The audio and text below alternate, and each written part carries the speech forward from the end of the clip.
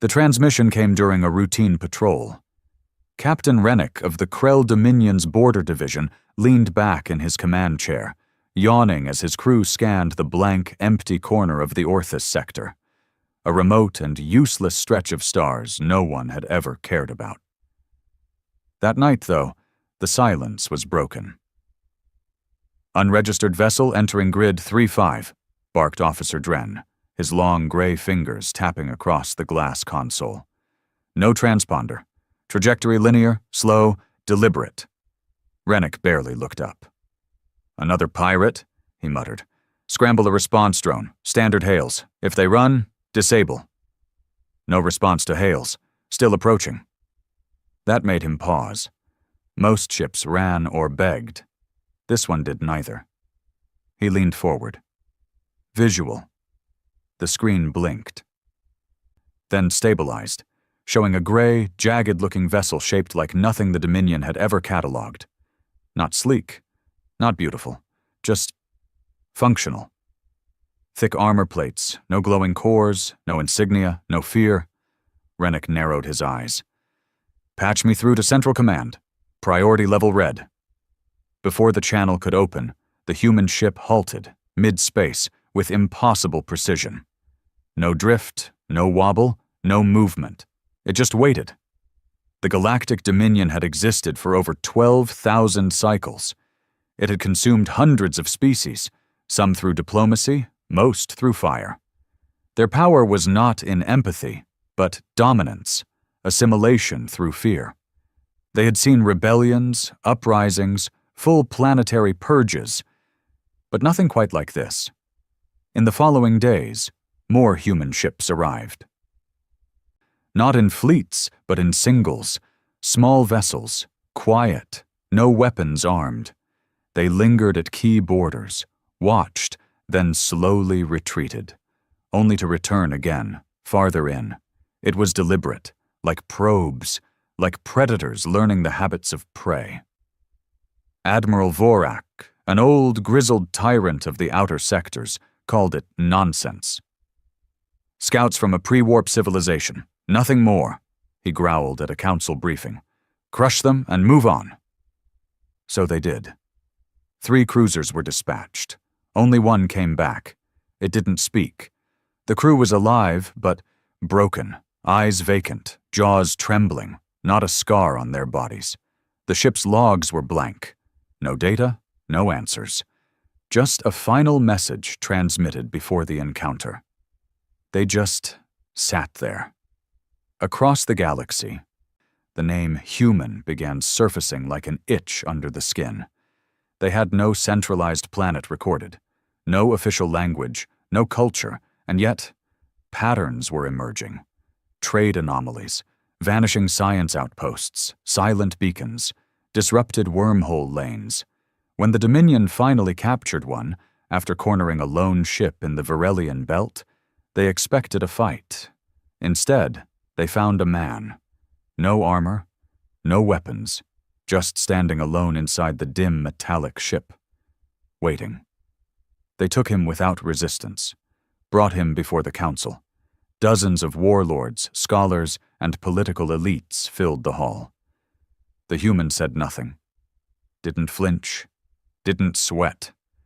He was placed in an interrogation room. 3 torturers entered. An hour later, 2 came out vomiting. The 3rd was dead. No wounds.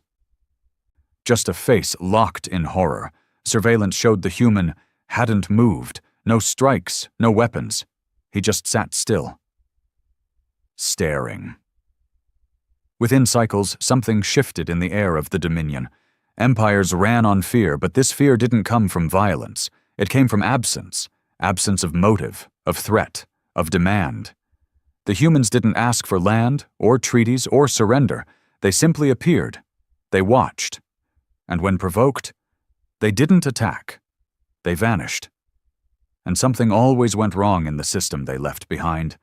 Engines malfunctioned, AI systems crashed, entire food supplies spoiled in hours.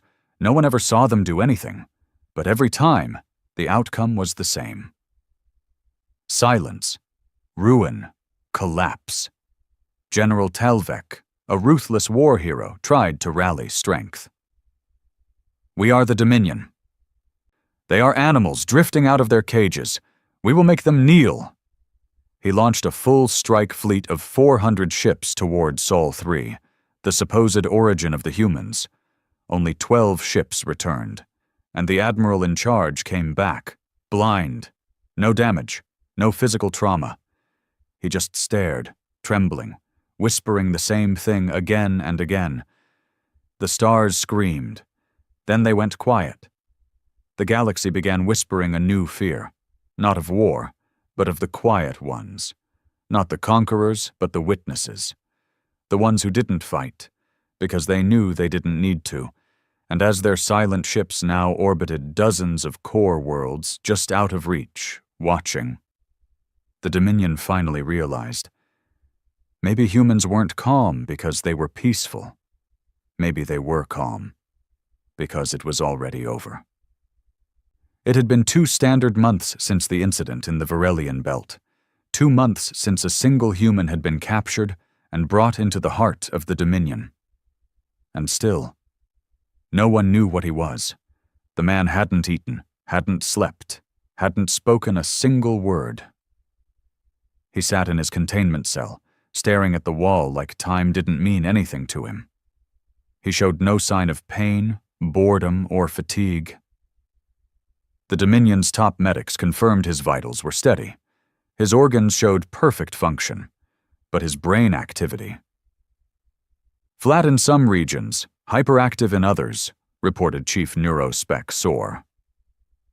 "There's no pattern, no baseline. It's not normal. It's not even sentient the way we understand it." "Is he drugged?" asked Admiral Vec, the head of Galactic Surveillance. His 3 eyes blinked in unison, nervous. "No. We've tested everything. No chemicals, no neural implants, no genetic anomalies." Vec turned to the holoscreen. The human still hadn't moved. He'd been sitting like that for 63 days. Not a twitch, not a blink. And somehow, the entire galactic Dominion was more afraid of that man than the fleets surrounding Sol. They called him the Passenger. Not because he gave a name. He didn't. But because when they first found him, he had no command console in his ship. No weapons, no navigational seat. He was just sitting. Alone. In a steel box, drifting thousands of kilometers through deep space, like he was waiting for someone to catch him. The strange thing was, his vessel had no propulsion signature. It hadn't used fuel. It hadn't jumped via standard warp lanes. It had just been there, and that terrified the Dominion more than anything. Technology could be fought. Weapons could be countered. But this was something else. A high council meeting was called on Tyrinth Prime. 23 of the most powerful figures in the galaxy gathered in the sky chamber, a hovering structure wrapped in transparent alloy that gave a full panoramic view of the stars above. Each one had seen war. Each had ordered genocide, executed rebellions, and conquered systems. But now, they sat silent. Vec broke it first. "They don't behave like an empire." "They have no demand," said another, one of the reptilian First Corps ministers. "No political doctrine. No spokesperson." "They didn't even respond when we destroyed one of their ships last week," another added. "They just left." "Maybe that's the message," whispered a voice at the edge of the table. All heads turned. It was Commander Draven, an old, scarred humanologist, one of the few Dominion-born officials who had studied Earth-based life forms for decades before contact. He was considered fringe, paranoid, obsessive. Now he looked vindicated and horrified. "They're not negotiating," Draven said. "They're watching." "Watching what?" asked Vec. "Us, how we react, how we fall apart. Every time we strike, they record. Every time we interrogate, they observe. They're mapping us, not for diplomacy, but for something else." "Pre-invasion?" Vec offered. Draven shook his head. No. That's what makes them terrifying. Then what? A warlord snapped. If not conquest, then what do they want? Draven looked up, and in a voice filled with something very close to dread, he answered, Closure. The human in the cell moved. It happened so fast the guards didn't have time to react. One blink, one instant, and he was standing. No sound, no transition, just sitting, then standing. The lights in the observation wing dimmed.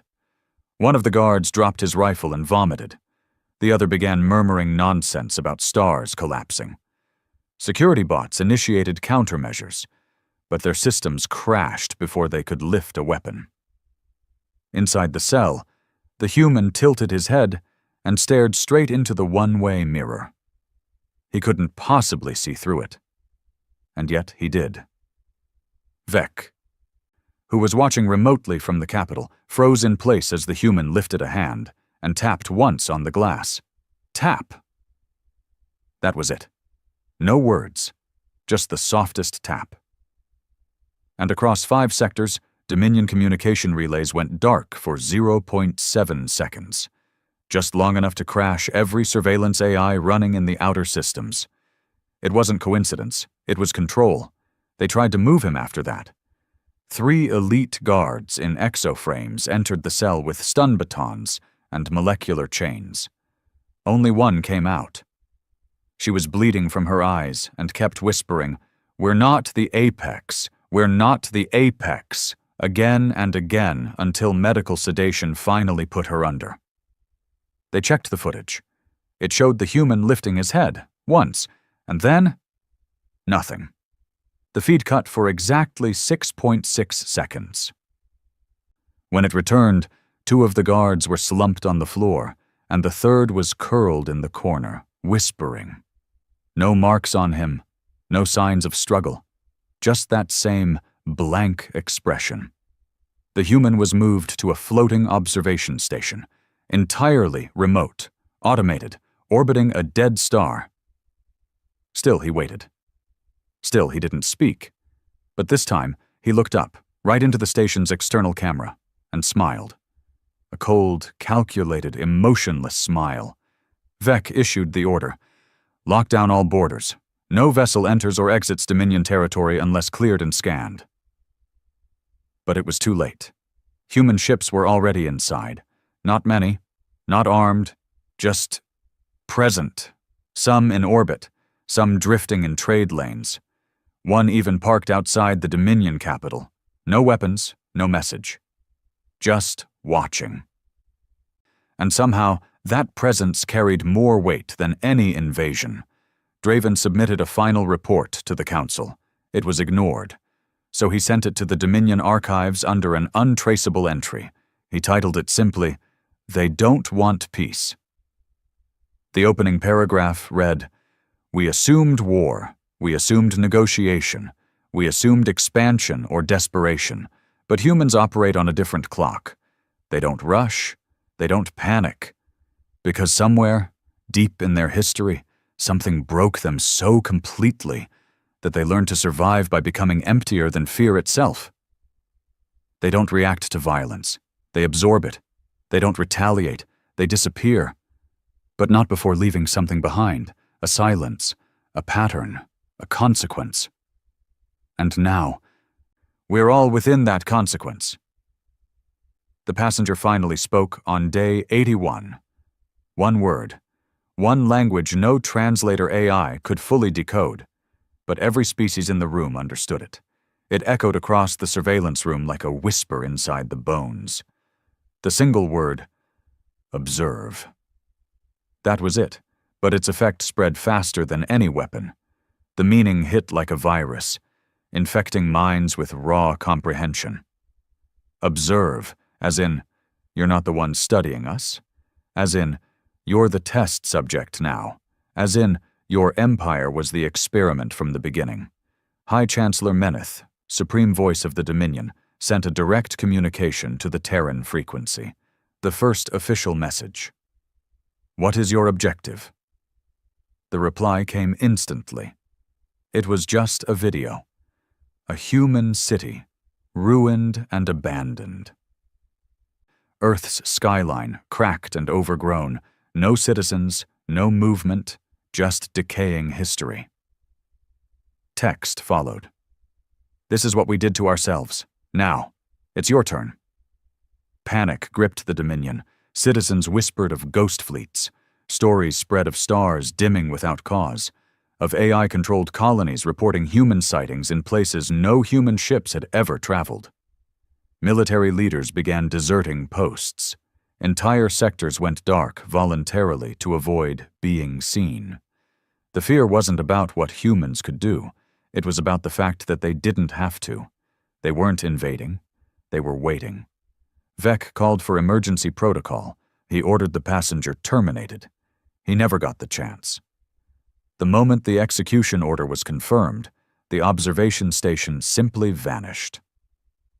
No explosion, no energy reading, no debris. Gone. No trace. And then, over every galactic channel, a message echoed. Only once. "You studied our weapons. You studied our wars. But you never studied our patience." The passenger reappeared days later. On Earth, standing alone on the balcony of a ruined human parliament tower, looking up at the dead sky. The Dominion tried to scan the planet, but their satellites failed. Every probe burned up on entry. Every signal jammed. Earth had shut itself off. But the passenger kept standing there, waiting. And so the Dominion waited too, terrified of what would come next, not from violence, but from silence, because they realized, too late, war is loud, easy to understand, easy to fight. But the calm? The calm is the part where you realize you're already inside the cage. They started tearing each other apart before a single human weapon was fired. 3 major Dominion sectors declared independence within the same cycle. Military governors seized control of supply routes, demanding protection from the Watchers in the dark. Propaganda flooded the streets. If the humans don't kill you, your neighbor will. Massive exoduses began from the outer sectors. Civilians scrambled into illegal transports, fleeing toward the inner core. Whole planets were abandoned in panic, leaving machines to tend the soil, factories running with no orders, and dead cities humming with the eerie echo of ghost transmissions. In Sector 14, a popular holo show actor was executed for dressing like a human. In Sector 3, Dominion loyalists shot down one of their own cruisers, convinced it had been hacked by the Terrans. The humans didn't speak, didn't retaliate. They just let the fear spread like fire in dry grass. Commander Draven, now branded a sympathizer by the High Command, had gone into hiding. He lived in the underbelly of an old transport bay, deep beneath the crust of Etherian, a mining moon no one cared about anymore. He hadn't slept in 3 days. His hands trembled as he adjusted the manual signal booster, an outdated analog relic. He didn't trust Dominion networks anymore. They were corrupted, infected not by code, but by doubt. He recorded a new log, this time not for the Council, but for anyone who might listen once he disappeared. The collapse is internal. The humans don't need to invade because they've already turned our greatest weapon, our fear, against us. We were built on dominance, on compliance. Once that cracks, everything else falls. I don't think the humans want our territory. I think they want us to watch ourselves fall apart the same way they did. He paused, then whispered, "What did they do to themselves?" No answer came. Only the low hum of a broken empire collapsing under the weight of its own reflection. The passenger reappeared again, this time not in person, but through every screen in the Dominion, every feed, every broadcast, every personal communicator. He didn't say a word. He just looked into the camera for exactly 13 seconds. No background, no context, no message, just that face, emotionless. Still, staring. When the screens returned to normal, hundreds of Dominion citizens across dozens of worlds had collapsed. Seizures, psychological breaks, or complete silence. They called it the mirror pulse. Neurologists tried to explain it away as subliminal audio triggers. Military tacticians claimed it was psychological warfare. But the truth was simpler and more terrifying. They had seen something in his eyes, something they weren't supposed to see, something that made everything else meaningless. Back on Earth, the cities remained quiet. Ruins overtaken by nature, skyscrapers cracking, streets filled with dust and vines. But if you looked closely, very closely, there were signs. Flickers of movement inside buildings, machines quietly operating with no power source. A train gliding on rusted rails, with no passengers, no crew. And in the distance, past the jagged bones of collapsed bridges, stood other humans. Not many. Never close, just far enough to see, just long enough to let you know, we're still here. We've always been here. They never spoke. They never waved. But they watched, and when Dominion spy drones got too close, they simply vanished. Not cloaked, gone, like they were never there. Vec, now losing control of the core, turned to desperation. He ordered the assembly of Project Spearhead, an experimental neural weapon designed to hijack Terran brain patterns and overload them with artificial dreams.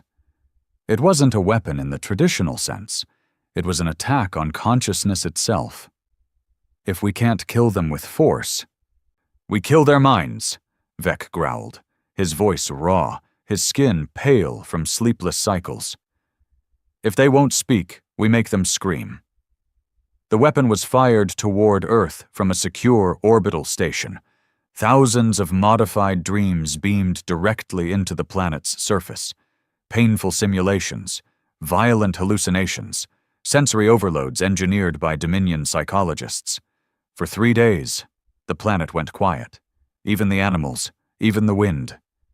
And then, Earth answered, not with weapons, not with death, but with a dream. One sent back across the same neural link. Just one. The Dominion station received the signal and played it on the main screen. It showed a Dominion general standing in the ruins of his own palace, sobbing, surrounded by the charred corpses of everyone he'd ever loved. Then a voice spoke, not loud, not angry, just calm and dead. This is what you'll become, not because of us, but because of you. The crew of the station self-terminated within the hour. On the outskirts of Dominion space, a trader named Bren Holtz, a man who had lived through 5 planetary wars and survived a black market organ trade, reported seeing a human vessel hover above a dying star. He approached it cautiously. The ship was silent. Lights off, no engines. He hailed them once, twice. Nothing. Then his system detected something strange, a playback loop from the human ship. It wasn't words, it was laughter, human laughter, not joyful, not deranged, just quiet, low, and tired. Holtz, not easily shaken, dumped his entire cargo and left the sector. He told no one at first, but later. When questioned under stress, he finally confessed, "They're not trying to scare us. They're not playing a game. They're just done, and they want us to see what being done looks like." By now, the Dominion had lost contact with over 40 colonies, not attacked, not bombed, just lost. No comms, no signals, no power, and yet every probe sent to investigate showed no signs of damage, no human presence, nothing. But in every data packet recovered, there was always one strange anomaly, a sound loop buried in the final logs, a soft voice whispering over and over, "You were never meant to last." Admiral Korvek, the last living member of the once mighty Varelian fleet, made a final stand in the Pathar cluster. He gathered what ships he could, fortified the system. and prepared for the human invasion. Nothing came. For weeks, they waited, weapons primed, sleep abandoned. Then the stars began to shift, subtly. One by one, constellations changed shape, not dramatically, but just enough to notice. Like the universe itself was rewriting the sky. His crew went mad within days. Some stared out the windows until their eyes bled. Others tried to kill themselves quietly. Korvek was found curled in his quarters, whispering, "They're not attacking us. They're unmaking the rules we live by." On Earth, something stirred. The passenger had left the ruins. He now walked alone through the ash-covered fields outside the capital zone. No armor, no weapon, just a worn-out coat and boots caked in dust. Behind him, others followed. More humans, men, women, even children. But they didn't speak. They didn't need to, because every Dominion scanner that locked onto them simply returned one word: witness. The Terrans weren't the threat. They were the reminder, a warning written in flesh and silence, a message that echoed louder than war. This is what happens when you build everything on fear. This is what happens when you forget what suffering feels like. This is what happens when you lose your soul and think your throne will save you. Back in the Dominion capital, Vec sat alone in the Grand Command Hall. The council was gone. No one had come to work in days. The power flickered. The sky above the dome had turned black. Not dark. Black. A void where stars should have been, and then, on every wall, across every screen, across every broadcast system, the passenger's face. One last time. He said nothing. He didn't need to, because in the final moments, Vec finally understood. The humans didn't survive because they were stronger. They survived because they accepted death. They looked into the abyss, let it inside, and didn't flinch. And now, they were the abyss. The Dominion didn't fall in battle. It fell in silence. It unraveled from the inside out, choked by its own arrogance and the creeping realization that its gods had never existed, only ghosts wearing skin. Humanity didn't win. They didn't need to, because winning was a concept for empires. And humanity? Humanity had moved on from such things long ago. The Dominion was no longer an empire. It was a carcass, a breathing, twitching body that hadn't realized it was already dead. On the surface, government structures still stood. Fleets still floated. Bureaucrats still sent orders across fractured systems. But underneath, chaos, paranoia, abandonment, and the haunting sense that someone, something, was always watching. Trade routes had gone silent. Entire populations vanished without a trace. Communication networks were severed not by human interference, but by internal collapse. The machines turned on themselves. AI matrices self-sabotaged. Starports launched themselves into black space with no navigation, their crews screaming as they disappeared into nothing. Not a single human touched them. They didn't need to. They were past violence now.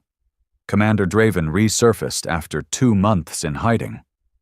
No longer part of the Dominion, he was just a man among survivors, wandering between broken colonies and refugee ships.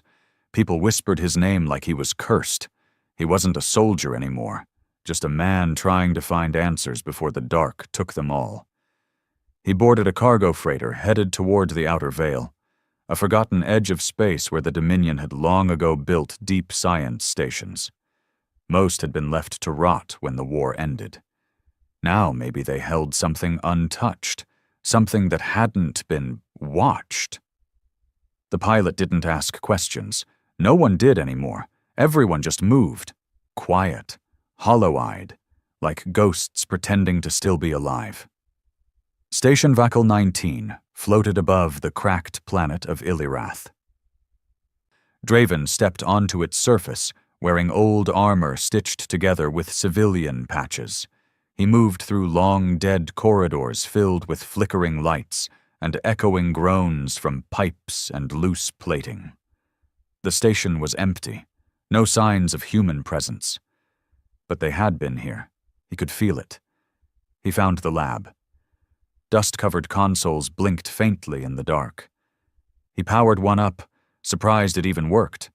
The logs were corrupted, files partially erased, fragmented, except one. A single recording remained intact.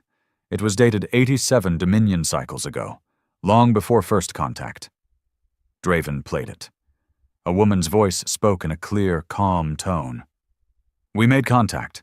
Not with humans, not yet, but with what came before them." They were silent too, still, observers. Waiting for someone else to reach their level of ruin. I think they chose humanity. I think they gave them something we were never meant to have. A kind of patience that bends time. The humans didn't build that calm. They inherited it. The video cut off with static. Draven leaned back in his chair. It wasn't humanity that the Dominion feared.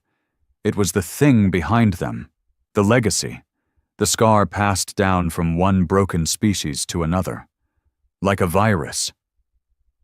Meanwhile, Earth changed again. Satellites sent back new images.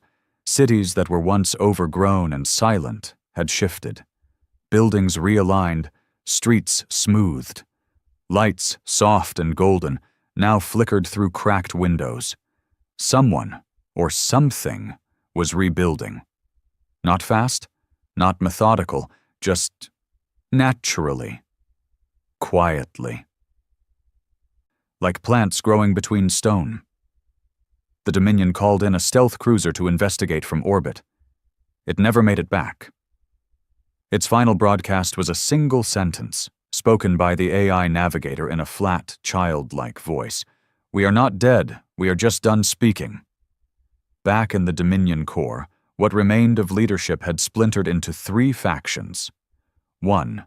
The Purifiers, fanatics who believed humanity was a test sent by the stars. Their solution? Cleanse all remnants of sentient life until only pure logic remained. They began sterilizing outer worlds in secret. The Absorbers, former scientists and tech elites who believed humanity could be reverse-engineered. They built grotesque human-machine hybrids using scraped Terran DNA and Dominion biology. None survived more than a week. Most begged for death within hours. The drifters, defectors, deserters, and diplomats who accepted that humanity couldn't be beaten. They didn't worship humans. They pitied them. They scattered, trying to preserve what little culture remained in forgotten corners of the galaxy. And then there were the rest, those who simply stopped caring. Draven, haunted by the message from Vakal 19, began a descent into what was left of Dominion intelligence archives.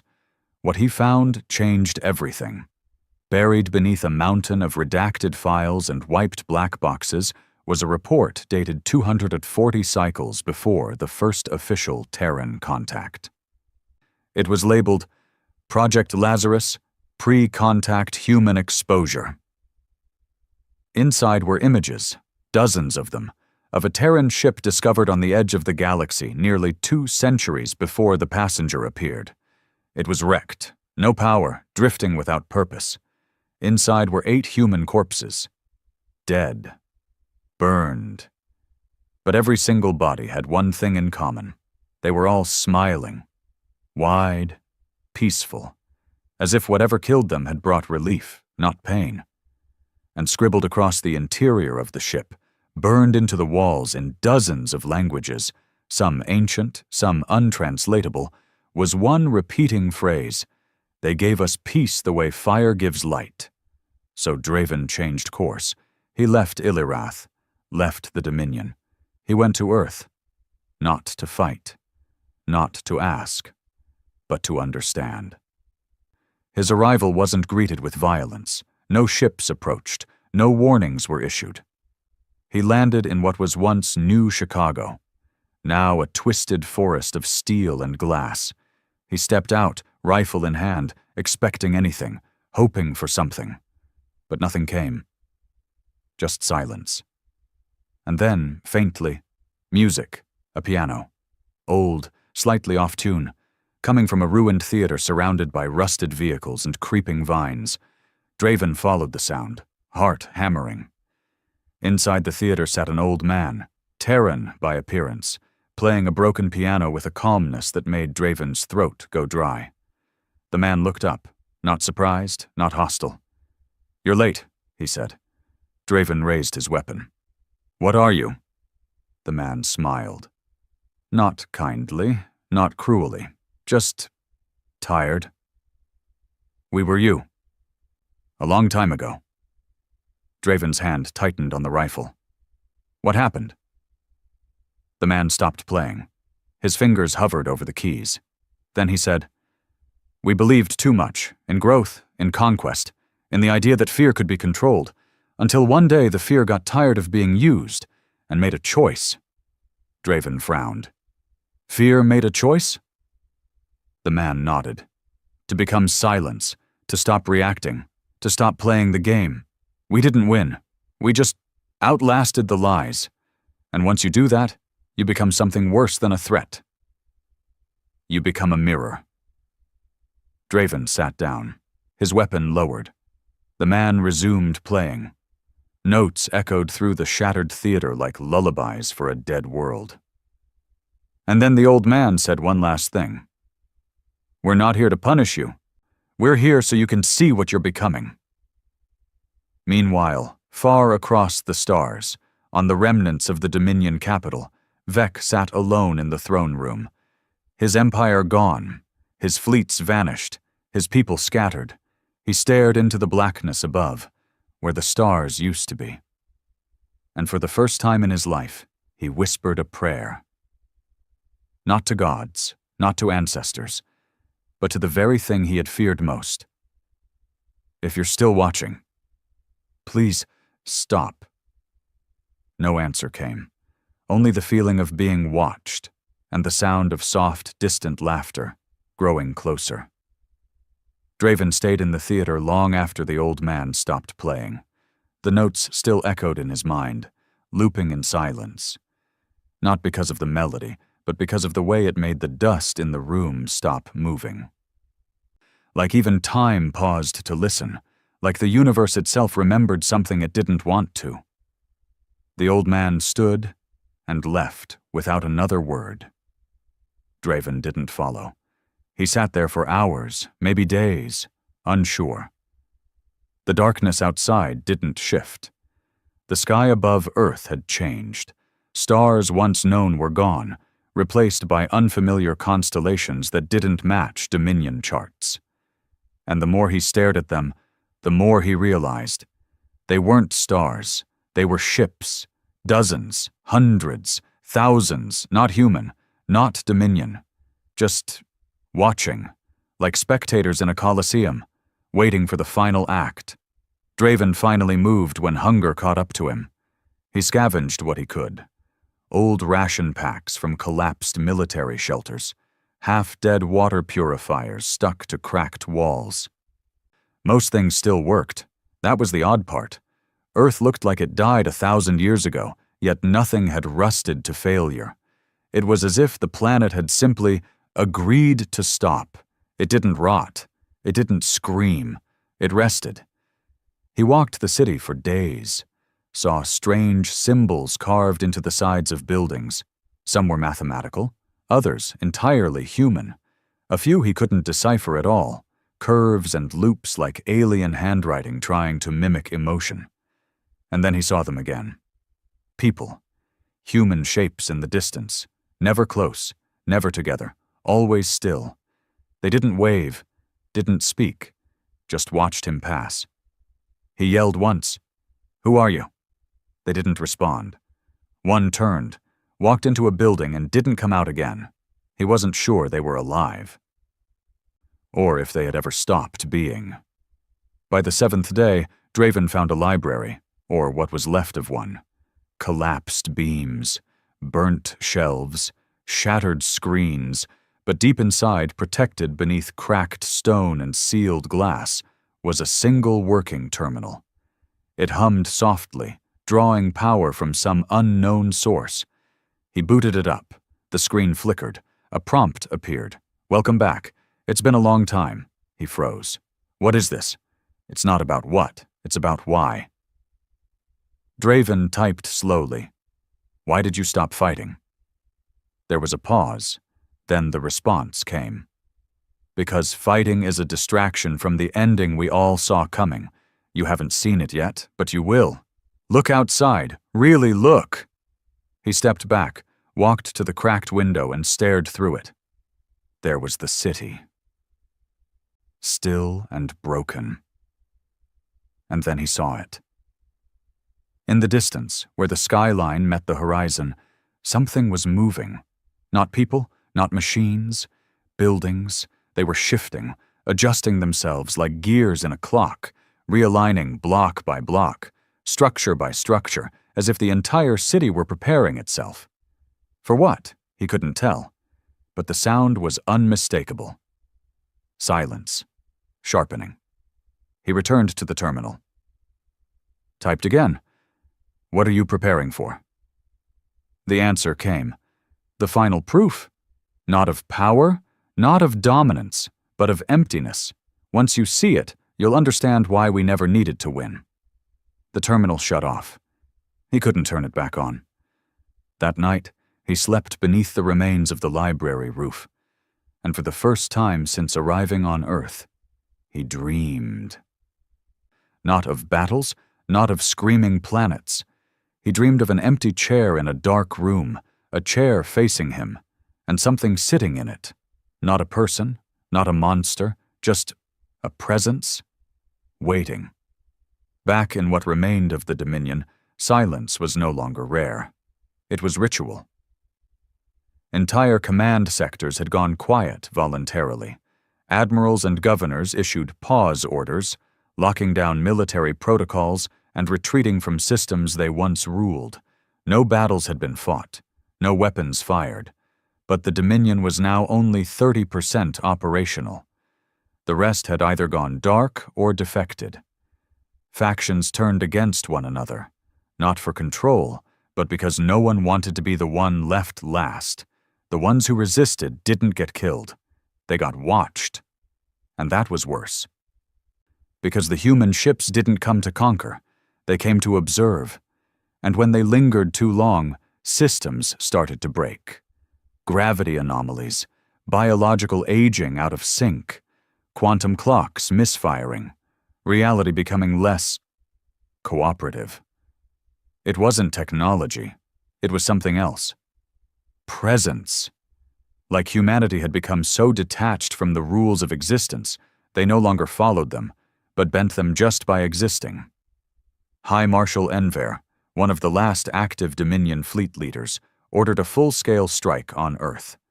He gathered the remnants of the 7th Armada, along with rogue mercenary fleets and unregistered AI weapon systems.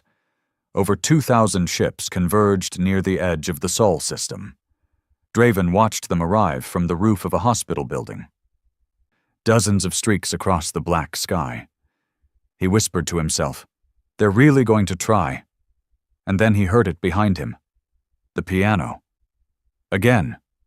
He turned. The old man had returned. Same coat, same broken keys, same silence. Draven asked, "Are you going to stop them?" The man smiled, just slightly. They've already stopped themselves. The fleet crossed into Sol orbit.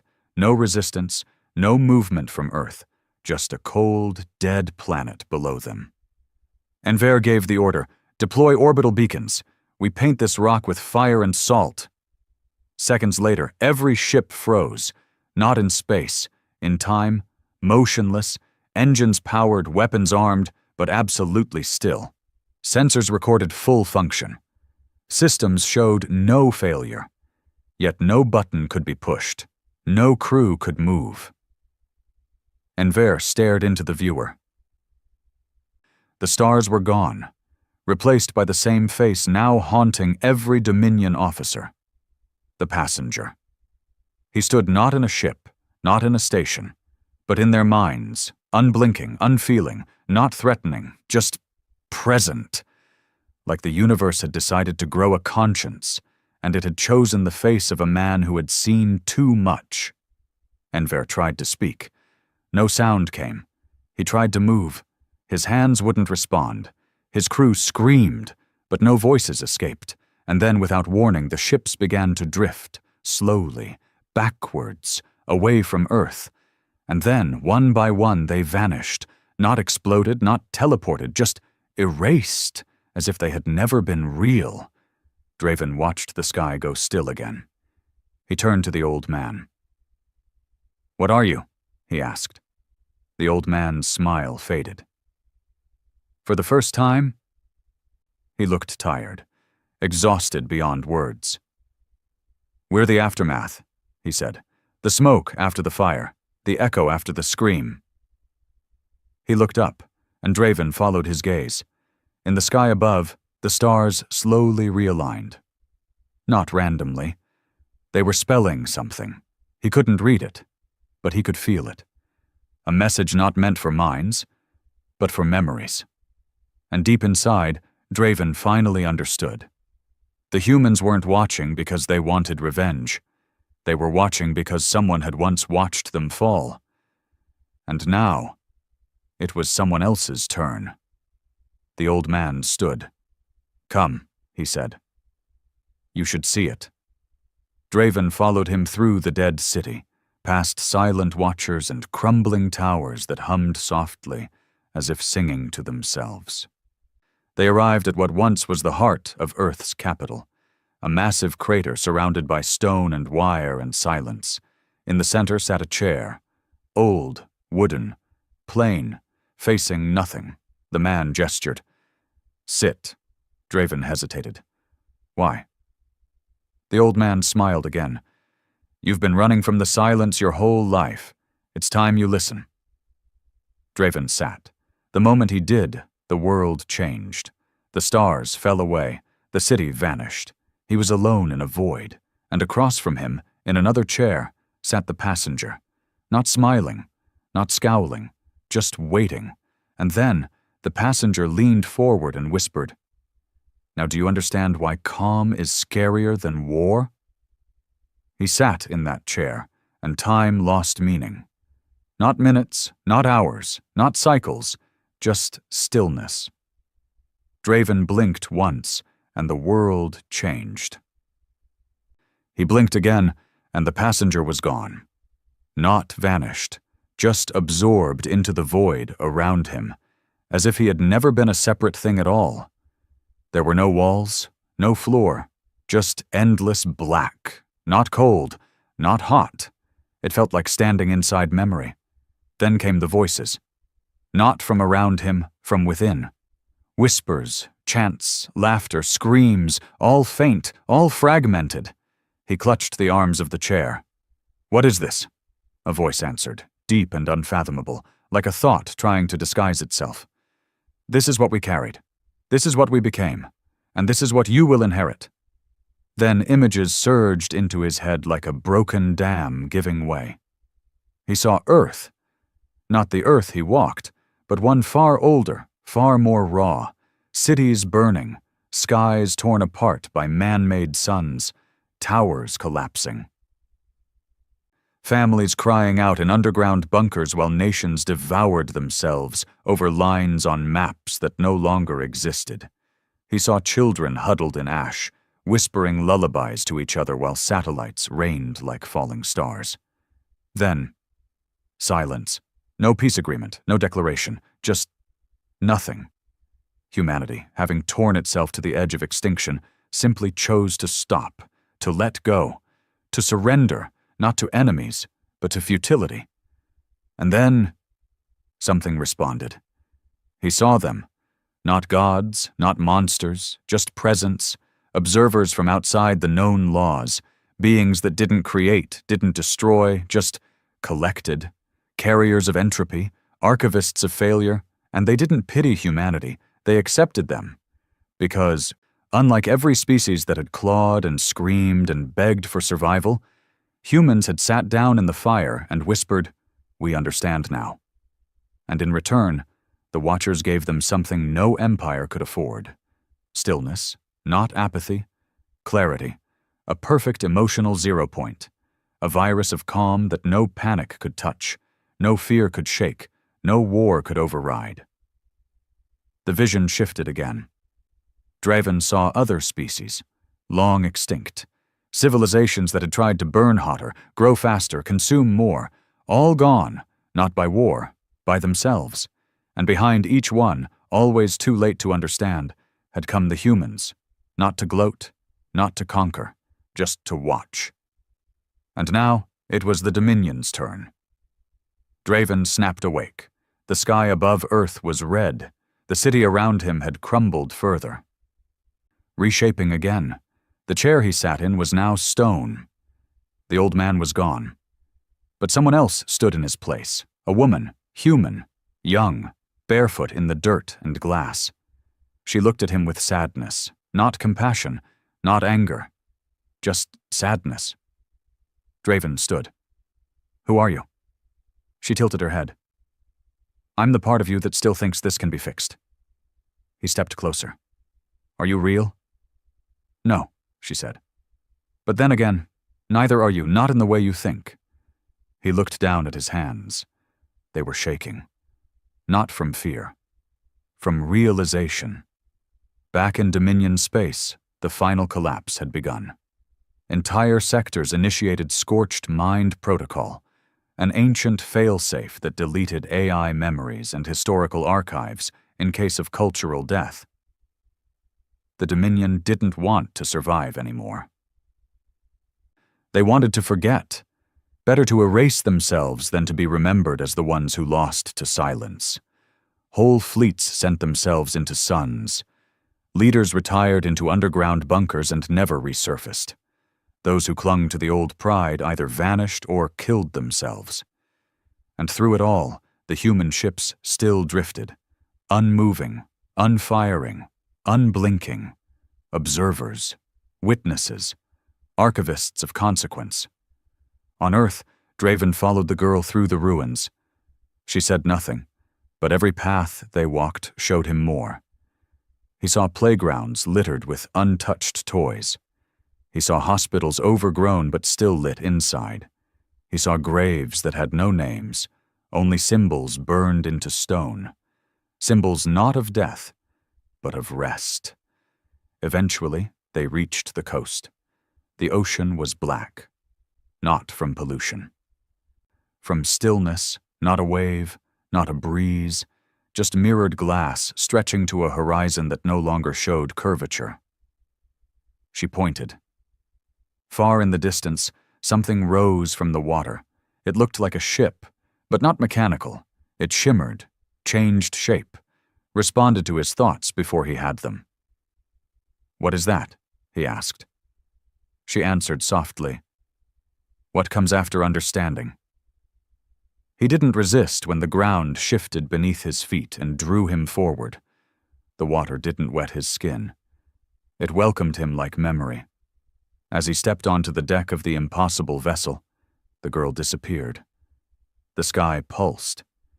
And suddenly he was not on Earth anymore. A room formed, white, clean, empty, and across from him sat the passenger once again. This time the man looked younger, his face fuller. His eyes not blank, but knowing. He spoke. "I was you once."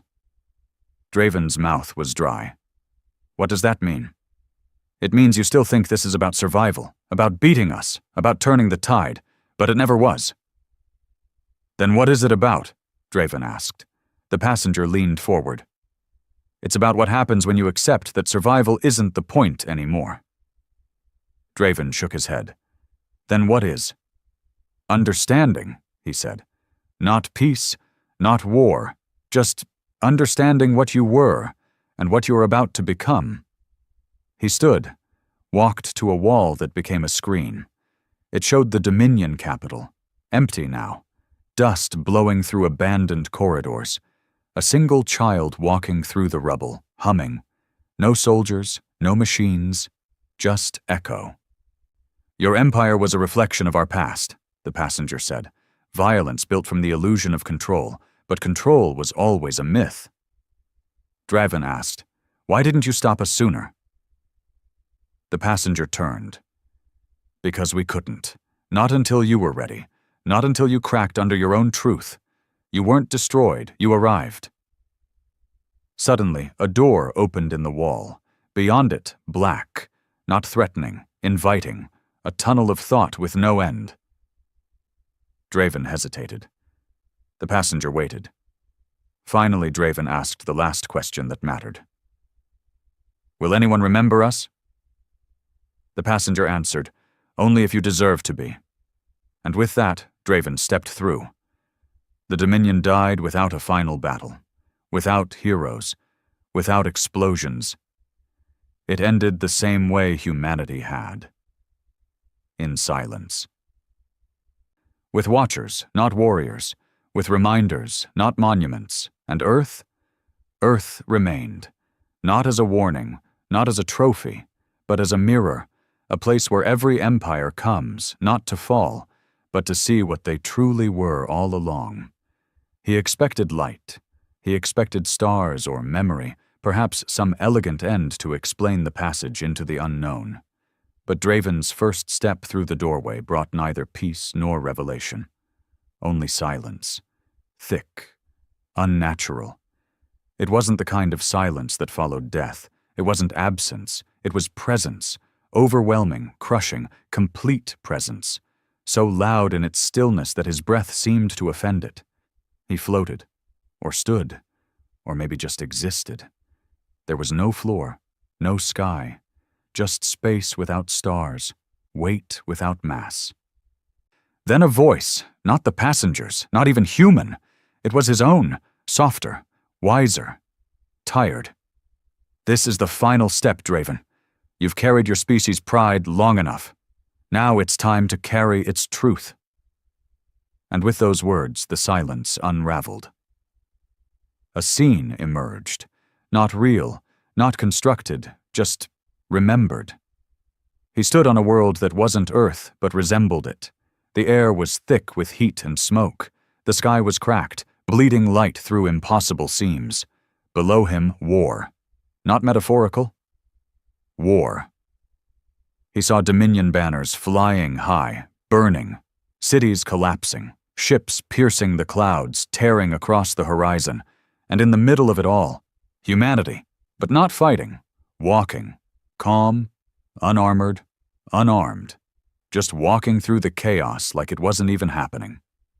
Dominion troops opened fire on sight. The humans didn't run, didn't raise hands, didn't even blink. And somehow, the shots missed. Every round curved mid-air, every laser diverted by invisible forces, every assault swallowed by the weight of something unseen.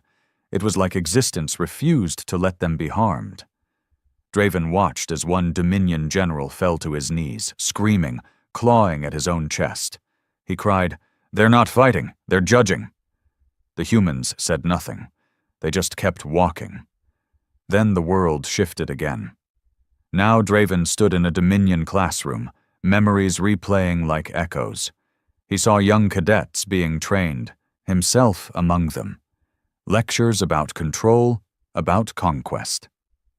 Lessons on how empires are built not through fear, but through the illusion that fear can be conquered. One instructor had said, "Power belongs to those who never flinch." And yet, Draven had flinched. Dozens of times. He flinched when they killed innocents to force a system's loyalty. He flinched when he gave the order to sterilize a rebel moon just to send a message. But the worst flinch? When the passenger first looked into the screen. That moment he saw something inhuman, not alien. Something beyond vengeance or cruelty. Stillness. Clarity.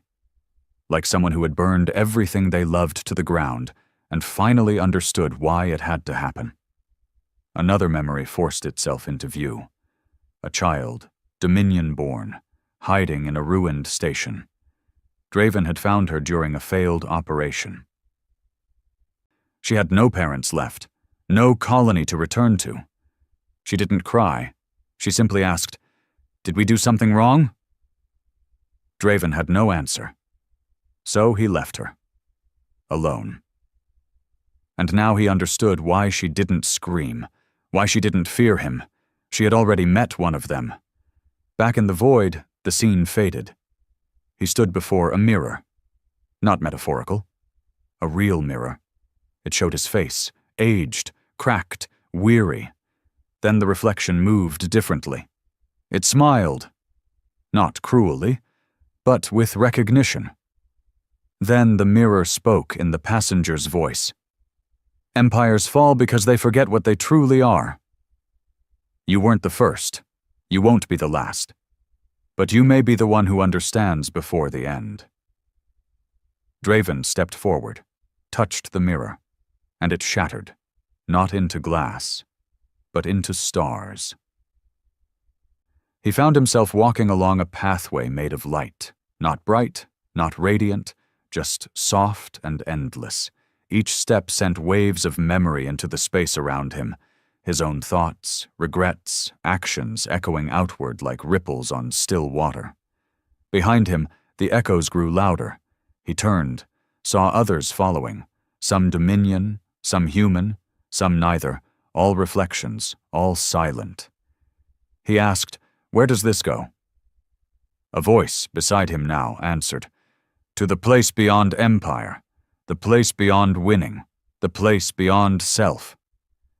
He turned to see the old man again, older now, wrinkled beyond recognition, eyes so deep they felt like tunnels through time. "Why are you always here?" Draven asked. The old man chuckled. "Because someone always has to be." The path ended at a cliff. Below it, darkness, not threatening, inviting, a sea of pure stillness, untouched and unmeasured. The old man gestured. "You can go back. Pretend this never happened.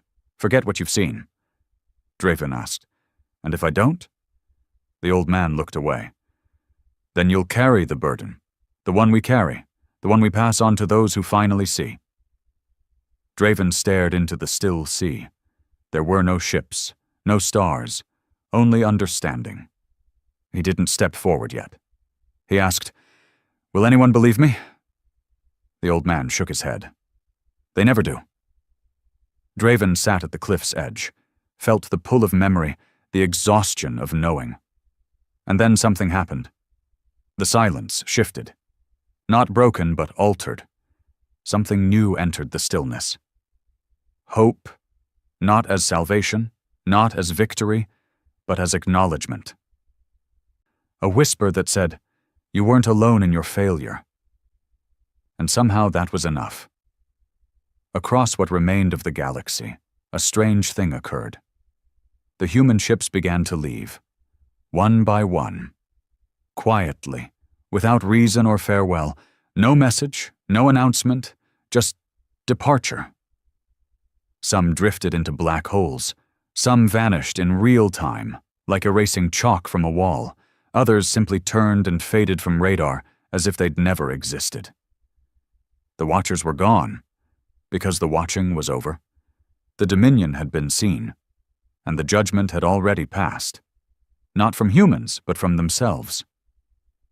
On a silent moon orbiting a forgotten world, a child wrote a story into the sand. She didn't know why. She'd never seen a Terran, never met a Dominion soldier. She was born after. Born in the after world, but something inside her remembered. And the story she wrote, without realizing, ended with the words, "We were not destroyed. We were understood. And we couldn't bear the weight of it." Draven didn't jump, didn't fall. He simply stood, turned, and walked back down the path, alone now. The old man was gone. The Watchers were gone. But the mirror? Still shattered, still floating. Each shard now glimmering with light from species not yet born, empires not yet built, because the lesson had been passed on, And that was humanity's final gift. Not conquest, not punishment, but reflection so deep it left scars. Draven woke on Earth, lying in the same ruined hospital where he'd slept before. His body ached. His mind felt hollow. But his eyes? Calm. And outside? In the street below, a boy passed him carrying a bucket of paint. He was painting something on the side of a building. Draven climbed down to see. The boy finished. It was a symbol. A simple one. An eye, open, still. The boy said nothing and left. And Draven, looking at the symbol, felt one truth settle in his chest. The calm wasn't terrifying because it meant power. It was terrifying because it meant truth.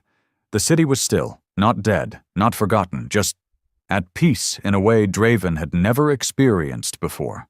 No patrols, no systems scanning the horizon, no hollow speeches playing on loop, no monuments to men who never bled.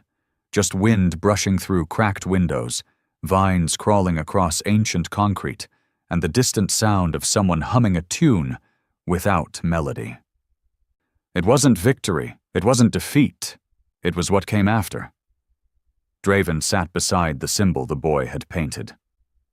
The eye, wide open, unblinking, was etched with a kind of permanence that no government edict or laser blast could erase. It wasn't a threat. It wasn't even a warning. It was a memory, one humanity had carried first and now passed on. He ran his hand across the stone beneath it, the dust leaving marks on his fingers. He didn't wipe them off. He wanted to feel it, something real. For the first time in his life, he didn't feel the urge to report, to log, to analyze. There was no one left to impress, no one left to command. The Dominion was finished, not collapsed, not conquered, just done. The transmission towers still worked, though they buzzed with static. He activated one anyway. There wasn't anyone listening, but he spoke into it as if someone might stumble across the frequency years from now, maybe longer. His voice was rough, low, unscripted. This is Commander Ren Draven, former officer of the Krell Dominion, former servant of silence disguised as strength. If you're hearing this, you've either survived or you haven't realized you're gone yet. He paused, looked at the skyline. There's no war coming, no saviors, no demons. The humans were never here to fight. They didn't come to take anything. They came to make sure we saw ourselves. And we did. His fingers trembled on the console. We thought their stillness was weakness. We thought their silence was submission. But it was knowledge. A kind of knowledge that doesn't ask questions anymore because it's already buried the answers. Another pause. They weren't calm because they had nothing to fear. They were calm because they'd already feared everything and survived it. And when you survive that much, you stop raising your voice. He cut the transmission. Let the silence fill in the rest. Later, he walked the length of what once had been a military highway. Broken now, overtaken by trees growing through its cracks. He passed the old orbital lift, collapsed, twisted steel vines and shattered platforms. No signs of battle, just time. A girl sat near the wreckage, feet dangling over the edge of a broken stairwell. She wasn't human. Pale skin, dark, hollow eyes. Maybe one of the hybrids, maybe born after. No emblem. No uniform, no history. He nodded to her. She nodded back. That was it. No fear, no distrust, just a shared understanding neither could name. He slept that night beneath the remains of a shuttle station. No sirens, no alarms, just wind and stars, and dreams. Dreams not of war, not of the passenger, but of moments that never happened. Peaceful ones. A drink shared in a market square. A child pointing at stars, asking what each one was named. A voice in the dark saying, "We could have done it differently." In one of the city's deeper ruins, he found a message burned into an old wall. The letters were Terran. He traced them with his hand. The future does not belong to the loudest voice. Simple, but final. He stood there for a long time. In the following days, he started finding more people, wanderers, refugees, some human, some not. None of them talked about the past. None of them brought weapons. They sat together, sometimes by fire, sometimes by starlight, not as leaders or survivors, but just as witnesses. Everyone had seen something. Some had seen entire planets dissolve in panic. Some had seen a single human stare down a warship without blinking. Some had simply felt it. That pressure, that gaze that changed you. But all of them had one thing in common. They were still here. And they no longer asked why. The real change came slowly. One day, a child built a tower out of stone and wire. No one asked what it was for. Another drew on walls. A sun, a mountain, a figure with a hand over its chest. Art had returned, without permission, without purpose, and in that there was something new. Not rebuilding, not empire, just being. Draven sat at the edge of the city with an old data pad. He opened the last log he'd ever make. It wasn't for anyone but him. It's been 311 days since I first stepped on Earth. The human ships are gone, or they've become part of the stars. No new arrivals, no messages, just the quiet hum of what's left. The Dominion, if you're still out there somewhere, is over. And that's not a tragedy. That's the start of something else. He stopped writing, looked up. The sky was the same, but not. Different stars, different silence, a better kind. At night by a fire, someone asked him the question. Do you think the humans will ever come back? Draven thought for a long time. Then said, They never left. They just stopped needing to be seen. That was the last time anyone asked about them, not because they forgot, because the question had already been answered. Years passed. Cities became villages. Villages became whispers. Some left Earth, some stayed. But the story remained. Not as fear, but as a reminder carved into the back of memory. The calm had come. It had judged. It had passed. And those who remained were no longer afraid of it. They understood it. They lived with it. And when one of them died, they were buried without monuments or names.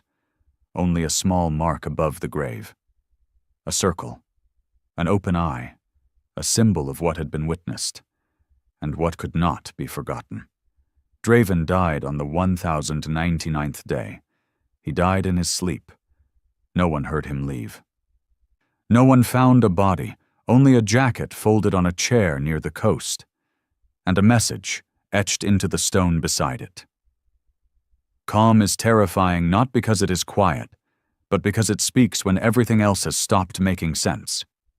And far above, orbiting a dead star in a system no longer mapped, a Terran ship still drifted, lights off, engines cold, inside, empty chairs, untouched consoles, a piano with one broken key, and on the wall, scratched with something far older than a blade. You are not the first, you are not the last, but now, you understand.